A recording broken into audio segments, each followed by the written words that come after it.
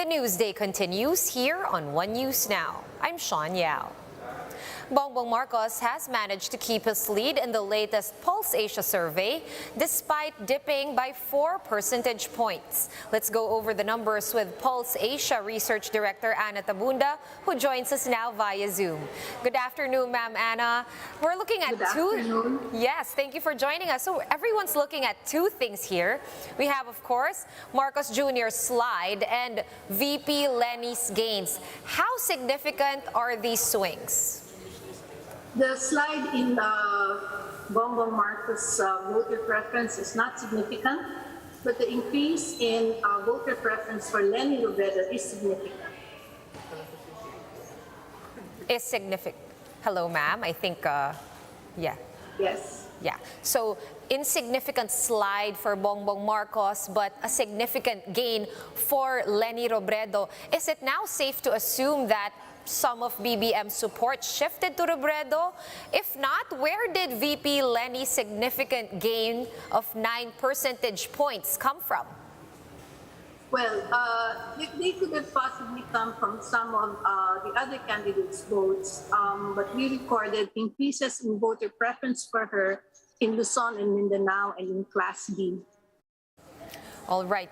We also see, like you said, VP Leni's numbers are up across the regions, like you said, Luzon and Mindanao. Also across different economic classes. Is this something that VP Leni's camp can celebrate as early as now, or if you want to look at it, as late as now? Well, it's cause for celebration, but they still have to work hard, considering that the gap between Bongbong Marcos and Leni Robredo is quite large. Statistically speaking, ma'am, can this gap be narrowed further, or can VP Leni actually, surpass the voter preference score for Bongbong Marcos? It's not impossible for VP Leni to catch up, but to do so, just to be statistically tied with Bongbong Marcos, she needs to gain 16 percentage points, and he needs to lose 16 percentage points. If she gets an additional 21 percentage points, she will be significantly ahead of him. But that's quite a huge number. That's quite a huge number. Where can these numbers come from? Or is there still a big chunk of voters that are still undecided for now, as per your latest survey, ma'am?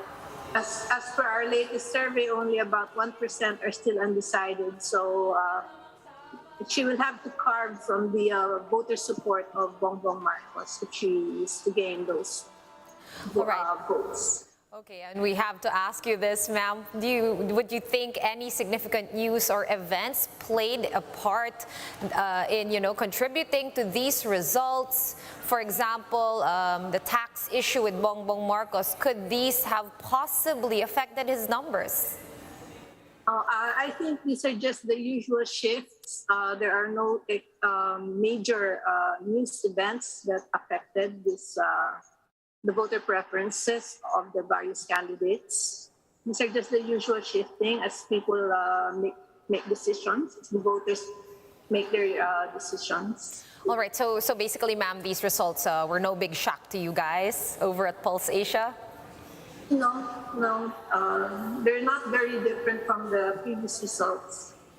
All right, and this other question again, I've been seeing this question being asked all over social media as well as in my personal Viber chat groups. Why is it that economic classes A and B were again excluded from the survey? It was not our intention to exclude. It just so happened we were not able to sample them. Class AB is a small percentage of the population, probably 1% or less. And they live in gated subdivisions that do not allow our field interviewers access. And if ever we are able to sample some of them, they may have refused because our refusal rates among them is quite high. Oh, interesting thing to point out, but let's say that these, these barriers were not there, and had you sampled those from classes A and B, do you think this would have any significant impact on results? No, it won't, because they are a small percentage of the voter population. All right, thank you They will not be able to affect the results. All right, and having said all of that, ma'am, bottom line, is the race still between Bongbong Marcos and VP Lenny, statistically speaking? Yes, it's still between the two of them. All right, on that note, thank you so much for your time and insights. Pulse Asia Research Director Ana Tabunda, thank you for joining us this afternoon, ma'am. Thank you. We'll be back with more stories after this quick break. Keep it here on One News.